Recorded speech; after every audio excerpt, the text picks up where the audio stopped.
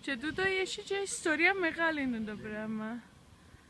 Είναι πολλά, στο γράψαμε την ιστορία. Το βιβλιαράκι που είπετε έχετε το να μας το δώκετε και εμάς. Ναι. Και να το θέλουν και πολύ. Το μόνο που με τσίνον και κάτω είναι να το... Ενάν την ώρα του γάμου. Όχι, να τους πούμε, άμα μου πείτε, μα δεν και δουλεύει τώρα, μπορεί να δουλέψει όσοι δεν ξέρω, άμα του πούμε του ανθρώπου, είναι καλό κοπέλι, είναι συνεργάσιμο. Θα έχουν πρόβλημα. Όχι, άμα του πούμε, εντάξει, τάδε μέρα να έρθουν ξένοι δαμέ, να του πεις. Εντάξει, άρα είμαστε μια χαρά νομίζω. Τούτον στις φωτογραφίες φαίνεται ακόμα πιο ωραίο να το δεις που είναι πραγματικότητα. Χειμώνας ήταν πράσινα έτσι, που αγερώνει, γιατί τούτα φαίνεται και περιοχή πράσινα.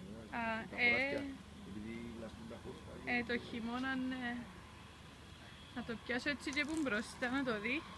Καλές φωτογραφίες, Σπυρούλα. Και εγώ το ίδιο. Ξέρεις, μπορούμε... Είναι το πιο ωραίο τώρα που είδαμε, ναι. Έπιασα τον και με το βίντεο εγώ. Και τα σκαλιά.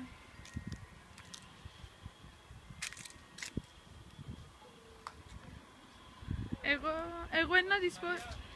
Ναι, να το πιάσω. Τελευταία φωτογραφία και αφήγουμε, ναι.